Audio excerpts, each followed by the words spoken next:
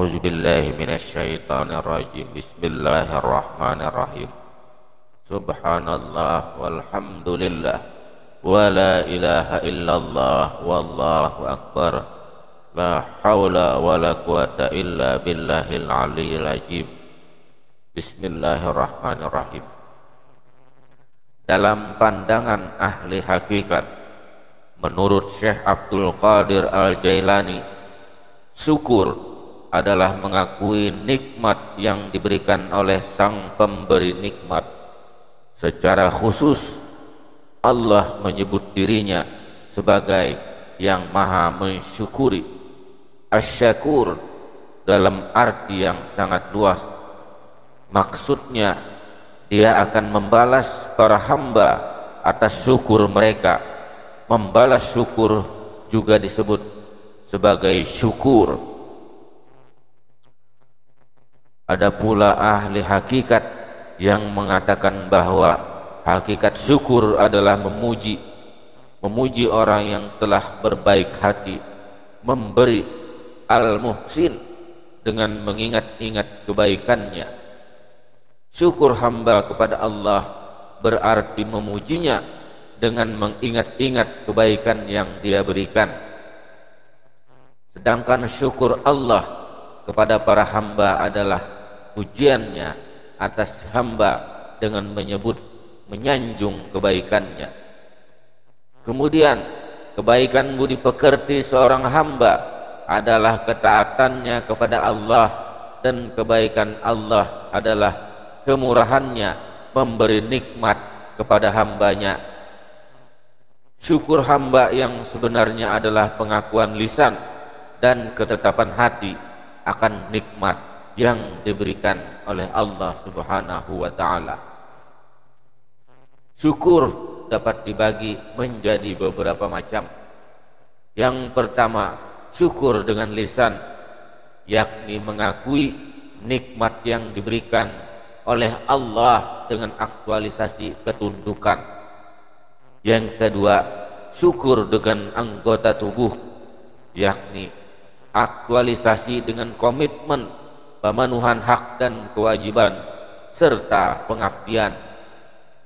Syukur yang ketiga adalah syukur dengan hati, yakni bersimpuh di atas permadani syuhud, penyaksian Allah dengan mengekalkan penjagaan kesucian, kehormatan. Sebagai contoh bentuk syukur mata adalah dengan menutupi aib yang engkau lihat pada diri temanmu. Syukur telinga adalah menutupi aib yang kau dengar darinya. Syukur orang yang alim terwujud dalam keseluruhan ucapannya. Syukur ahli ibadah terwujud dalam perbuatannya.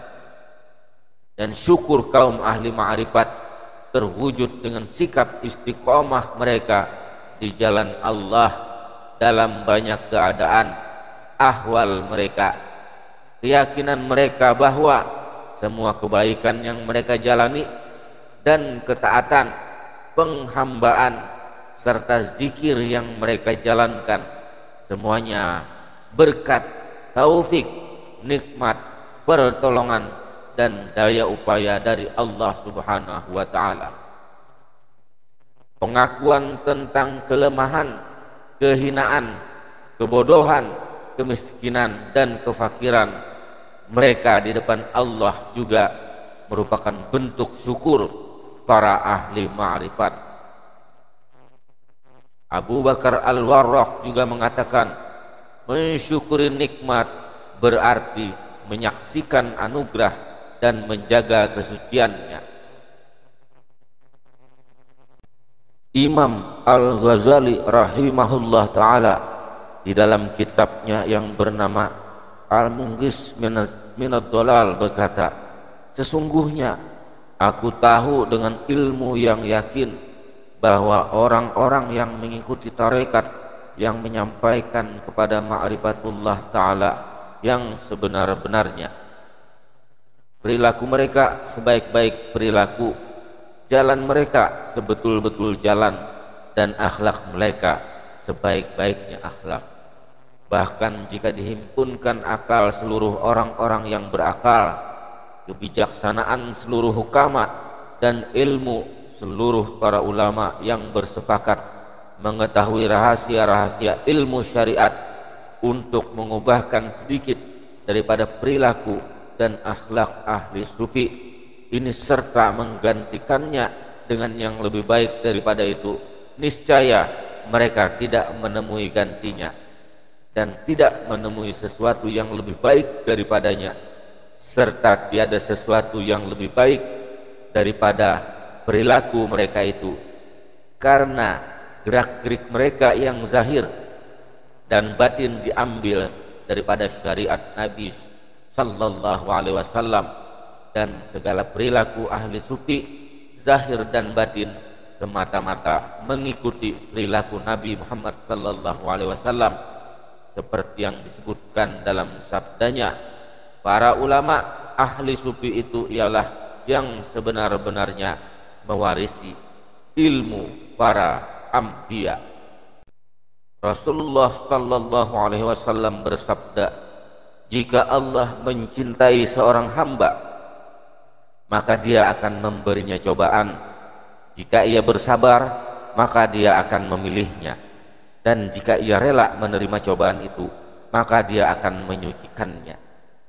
Menurut Imam Al-Ghazali, indikasi paling penting tentang kecintaan Allah kepada seorang hamba adalah kecintaan hamba itu sendiri kepada Allah.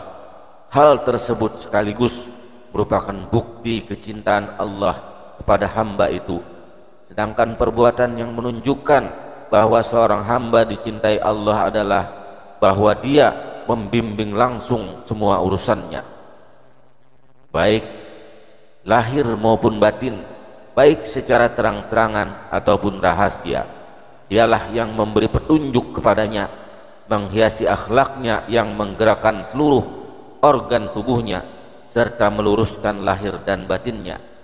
Dialah yang akan memfokuskan cita-citanya pada satu tujuan, yakni Allah Subhanahu wa taala, menutup hatinya dari dunia dan merasa tidak berkepentingan terhadap selain dia.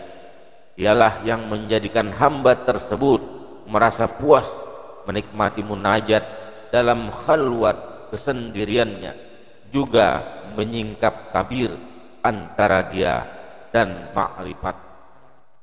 Wallahu a'lam bissawab. Assalamualaikum warahmatullahi wabarakatuh.